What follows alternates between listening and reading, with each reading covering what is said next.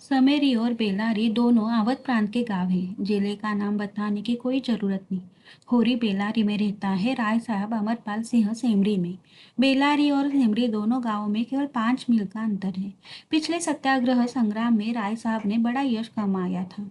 Council की memory छोड़कर jail चले गए थे, तब से उनके इलाके के असमियों को उनसे बड़ी श्रद्धा हो गई थी। यह नहीं कि उनके इलाके में असमिया के साथ कोई खास रियायत की जाती हो या डांट और बेगार की कड़ाई कुछ कम हो, मगर यह सारी बदनामी मुख्तारों के सिर जाती थी।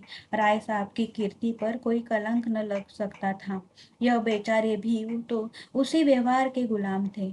जाब्ते का काम तो जैसे होता चला आया है वैसा ही होगा। राय साहब की सज्जनता उस पर कोई असर न डाल सकती थी। इसीलिए आमदनी और अधिकार में जो भर की कमी न होने पर भी उनका यश मानो बढ़ गया था। आसामियों से वह हंसकर बोल लेते थे, यही क्या कम है। सिंह का काम तो शिकार करना होता है। अगर वह गरजने और गुर्राने के बदले मीठी बोली बोल सकता तो उससे घर बैठ मनमाना शिकार मिल जाता। शिकार की खोज में उसे जंगल में न भटकना पड़ता। राय साहब राष्ट्रवादी होने पर भी हुक्काम से मेलजोल बनाए रखते थे। उनकी नजरें और डालियां और कर्मचारियों की दस्तूरियां जैसी की तैसी चली आती थी। साहित्य और संगीत के प्रेमी थे, ड्रामा के शौकीन थे, अच्छे वक्ता थे, अच्छे लेखक, अच्छे निशानेबाज। उनकी पत्नी को मरे आज 10 साल हो गए चुके थे, मगर दूसरी शादी न की थी। हंस बोलकर अपने विधुर जीवन को बहलाते रहते थे। होरी ड्योढ़ी पर पहुंचा तो देखा कि जेठ के दशहरे के अवसर पर होने वाले धनुष यज्ञ की बड़ी जोरों से तैयारियां हो रही है। कहीं रंगमंच बन रहा था, कहीं मंडप, कहीं मेहमानों का आतिथ्य गृह, कहीं दुकानदारों के लिए दुकानें। धूप तेज हो गई थी, पर राय साहब खुद काम में लगे हुए थे। अपने पिता से संपत्ति के साथ साथ उन्होंने राम की भक्ति भी पाई थी और धनुष यज्ञ को नाटक का रूप देकर उसे शिष्ट मनोरंजन का साधन बना दिया था।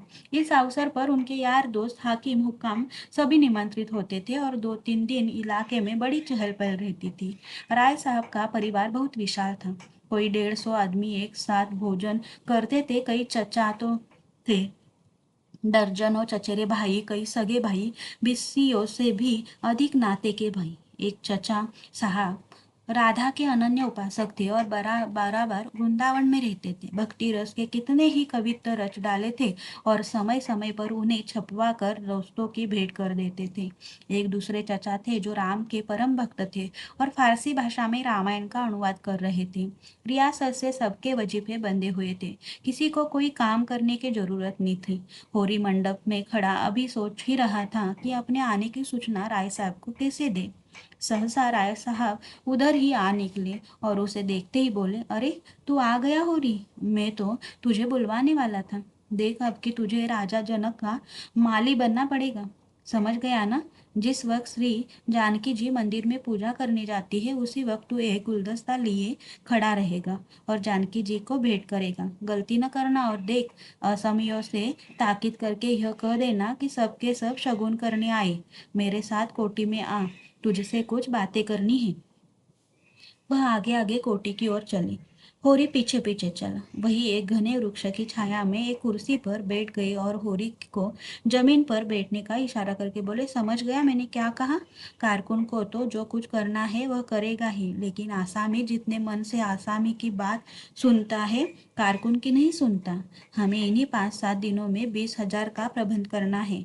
कैसे होगा समझ में नहीं आता। तुम सोचते होंगे मुझे टके आदमी से माली क्यों अपना दुखड़ा ले बैठा, किससे अपने मन की कहूँ। न जाने क्यों तुम्हारे ऊपर विश्वास होता है। इतना जानता हो कि तुम मन में मुझ पर हंसोगे नहीं, और हंसो भी तो तुम्हारी हंसी में बर्दाश्त कर सकता हूँ, नहीं सह सकता हूँ उनकी हंसी जो अपने बराबर के है, क्योंकि उनकी हंसी में ईर्ष्या, व्यंग और जलन है। और वे क्यों न हंसेंगे। मैं भी तो उनकी दुर्दशा, विपत्ति और पतन पर हंसता हूँ, दिल खोल कर, तालियां बजाकर। संपत्ति और सहृदयता में बेर है। हम भी दान देते हैं, धर्म करते हैं, लेकिन जानते हो क्यों। केवल अपने बराबर वालों को नीचा दिखाने के लिए। हमारा दान और धर्म कोरा अहंकार है। विशुद्ध अहंकार हम में से किसी पर डिग्री हो जाए कुर्की आ जाए, बकाया मालगुजारी की इल्लत में हवालात हो जाए, किसी का जवान बेटा मर जाए, किसी की विधवा बहू निकल जाए, किसी के घर में आग लग जाए, कोई किसी वेश्या के हाथों उल्लू बन जाए या अपने असमियों के हाथों पीट जाए तो उसके और सभी भाई उस पर हंसेंगे, बगले बजाएंगे मानो सारे संसार की संपदा मिल गई है, और मिलेंगे तो इतने प्रेम से जैसे हमारे पसीने की जगह खून बहाने को तैयार है। अरे, और तो और हमारे चचेरे फुफेरे ममेरे मौसेरे भाई जो इसी रियासत की बदौलत मौज उड़ा रहे हैं, कविता कर रहे हैं और जुए खेल रहे हैं, शराबें पी रहे हैं और ऐशाशी कर रहे हैं, वह भी मुझसे जलते हैं। आज मर जाऊं तो घी की चिराग जलाएं, मेरे दुख को दुख समझने वाला कोई नहीं, उनकी नज़रों में मुझे दुखी होने का कोई अधिकार ही नहीं है। मैं अगर रोता हूँ तो दुख की हंसी उड़ाता हूँ, मैं अगर बीमार होता हूँ तो मुझे सुख होता है, मैं अगर मैं अगर अपना ब्याह करके घर में कलह नहीं बढ़ाता तो यह मेरी निस्वार्थपरता है। अगर ब्याह कर लूँ तो वह विलास शांतता होगी। अगर शराब नहीं पीता तो मेरी कंजूसी है। शराब पीने लगूँ तो वह प्रजा का रक्त होगा। अगर अय्याशी नहीं करता तो अरसिक हूँ। अय्याशी करने लगूँ तो फिर कहना ही क्या। इन लोगों ने मुझे भोग विलास में फंसाने के लिए कम चालें नहीं चली और अब तक चलते जाते हैं। उनकी यही इच्छा है कि मैं अंधा हो जाऊं और ये लोग मुझे लूट ले, और मेरा धर्म यह है कि सब कुछ देखकर भी कुछ न देखूं, सब कुछ जानकर भी गधा बनना रहूं। राय साहब ने गाड़ी को आगे बढ़ाने के लिए दो बीड़े पान खाए और होरी के मुंह की ओर ताकने लगे, जैसे उसके मनोभावों को पढ़ना चाहते हो। होरी ने साहस बटोर कहा, हम समझते थे कि ऐसी बातें हम ही लोगों में होती है, पर जान पड़ता है बड़े आदमियों में भी उनकी कमी नहीं है। राय साहब ने मुंह पान से भरकर कहा, तुम हमें बड़ा आदमी समझते हो, हमारे नाम बड़े हैं पर दर्शन छोटे। गरीबों में अगर ईर्ष्या या बैर है तो स्वार्थ के लिए या पेट के लिए। ऐसी ईर्ष्या और बैर को मैं क्षम्य समझता हूँ। हमारे मुंह की रोटी कोई छीन ले तो उसके गले में उंगली डाल कर निकालना हमारा धर्म हो जाता है। अगर हम छोड़ दे तो देवता है। बड़े आदमियों की ईर्ष्या और बैर केवल आनंद के लिए है। हम इतने बड़े आदमी हो गए हैं कि हमें नीचता और कुटिलता में ही निस्वार्थ और परम आनंद मिलता है। हम देवतापन के उस दर्जे पर पहुंच गए हैं जब हमें दूसरों के रोने पर हंसी आती है। इसे तुम छोटी साधना मत समझो। जब इतना बड़ा कुटुंब है तो कोई ना कोई तो हमेशा बीमार रहेगा ही, और बड़े आदमियों के रोग भी बड़े होते हैं। वह बड़ा आदमी ही क्या, जिससे कोई छोटा रोग हो। मामूली ज्वर भी आ जाए तो हमें सरसाम की दवा दी जाती है। मामूली फुंसी भी निकल आए तो वह जहरबाद बन जाती है। अब छोटे सर्जन और मंझोले सर्जन और बड़े सर्जन तार से बुलाए जा रहे हैं। मसीहुल मुल्क को लाने के लिए दिल्ली आदमी भेजा जा रहा है, भिषगाचार्य को लाने के लिए कलकत्ता। उधर देवालय में दुर्गा पाठ हो रहा है और ज्योतिषाचार्य कुंडली का विचार कर रहे हैं और तंत्र के आचार्य अपने अनुष्ठान में लगे हुए हैं। राजा साहब को यमराज के मुंह से निकालने के लिए दौड़ लगी हुई है। वैद्य और डॉक्टर इस ताक में रहते हैं कि कब इनके सिर में दर्द हो और कब उनके घर में सोने की वर्षा हो। ये रुपए तुमसे और तुम्हारे भाइयों से वसूल किए जाते हैं भाले की नोक पर। मुझे ये तो यही आश्चर्य होता है कि क्यों तुम्हारी आंखों का दावा नल हमें भस्म नहीं कर डालता। मगर नहीं, आश्चर्य करने की कोई बात नहीं, भस्म होने में तो बहुत देर नहीं लगती, वेदना भी थोड़ी ही देर की होती है। हम जो जो अंगुल अंगुल और पोर पोर भस्म हो रहे हैं, उस हाहाकार से बचने के लिए हम पुलिस की, हुक्काम की, अदालत की, वकीलों की शरण लेते हैं और रूपवती स्त्री की भांति सभी के हाथों का खिलौना बनते हैं।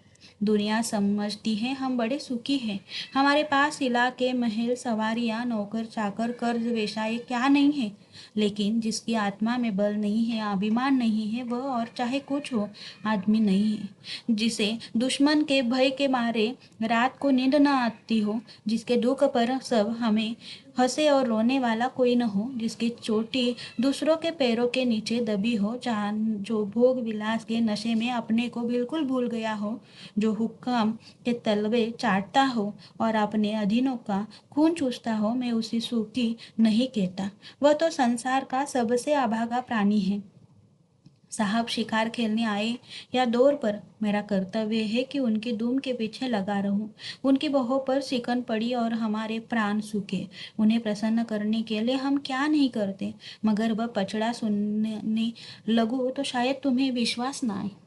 डाली और रिश्वतों तक तो खैर गनीमत है, हमें सिजदे करने को भी तैयार रहते हैं। मुफ्तखोरी ने हमें अपंग बना दिया है, हमें अपने पुरुषार्थ पर लेश मात्र भी विश्वास नहीं। केवल अफसरों के सामने दुम हिला हिला कर किसी तरह उनके कु- कुपात्र बने रहना और उनकी सहायता से अपनी प्रजा पर आतंक जमाना ही हमारा उद्यम है। पिछल गोओं की खुशामदियों ने हमें इतना अभिमानी और तुनक मिजाज बना दिया है कि हम में शील, विनय और सेवा का लोप हो गया है। मैं तो कभी कभी सोचता हूँ कि अगर सरकार हमारे इलाके छीन कर हमें अपनी रोजी के लिए मेहनत करना सिखा दे तो हमारे साथ महान उपकार करे। और यह तो निश्चय है कि अब सरकार भी हमारी रक्षा न करेगी, हमसे अब उसका कोई स्वार्थ नहीं निकालता। लक्षण कह रहे हैं कि बहुत जल्द हमारे वर्ग की हस्ती मिट जाने वाली है। मैं उस दिन का स्वागत करने को तैयार बैठा हूँ। ईश्वर का वह दिन जल्द आए, वह हमारे उद्धार का दिन होगा। हम परिस्थितियों के शिकार बने हुए हैं। यह परिस्थिति ही हमारा सर्वनाश कर रही है, और जब तक संपत्ति की यह बेड़ी हमारे पैरों से न निकलेगी तब तक यह अभिशाप हमारे सिर पर मंडराता रहेगा। हम मानवता का वह पद न पा सकेंगे जिस पर पहुंचना ही जीवन का अंतिम लक्ष्य है। राय साहब ने फिर गिलोरी दान निकाला और कई गिलोरियां निकालकर मुंहों में भर ली। कुछ और कहने वाले थे कि एक चपरासी ने आकर कहा, सरकार, बेगारों ने काम करने से इनकार कर दिया है। कहते हैं जब तक हमें खाने को न मिलेगा हम काम न करेंगे। हमने धमकाया तो सब काम छोड़कर अलग हो गए। राय साहब के माथे पर बल पड़ गया। आंखें निकाल कर बोले, चलो मैं इन दुष्टों को ठीक करता हूँ। जब कभी खाने को नहीं दिया तो आज यह नहीं बात नई बात क्यों? एक आने रोज के हिसाब से मजूरी मिलेगी तो हमेशा मिलती रही है, और इस मजूरी पर काम करना होगा, सीधे करे या टेढ़े। फिर होरी की ओर देखकर बोले, तुम अब जाओ होरी, अपनी तैयारी करो। जो बात मैंने कही है उसका ख्याल रखना। तुम्हारे गांव से मुझे कम से कम 500 की आशा है। राय साहब झल्लाते हुए चले गए।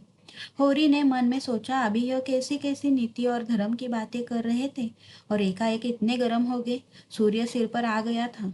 उसके तेज से अभिभूत होकर वृक्ष से ने अपना पसारा समेट लिया था। आकाश पर मटियाली गर्द छाई हुई थी और सामने की पृथ्वी कांपती हुई जान पड़ी थी। होरी ने अपना डंडा उठाया, घर चला। शगुन के रुपए कहाँ से आएंगे, यही चिंता उसके सिर पर सवार थी।